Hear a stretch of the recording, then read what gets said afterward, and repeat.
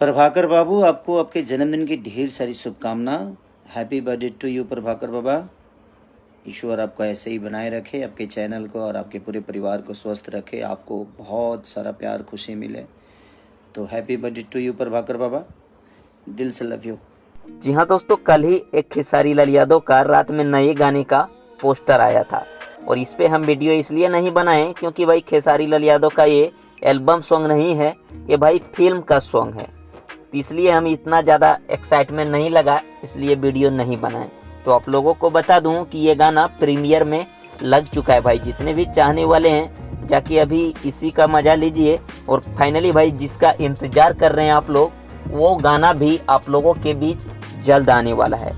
फिलहाल लेकिन जिस तरह का उम्मीद है भाई, आज तो गाना का पोस्टर नहीं ही आएगा। जिस तरह का माहौल अभी है, उम्मीद है कि ये गाना का पोस्टर बहुत जल्द आप लोगों के बीच देखने को मिलेगा। बहुत इंतज़ार हो चुका है। मिलते हैं फिर नेक्स्ट वीडियो में। थैंक्स फॉर वॉचिंग भाई।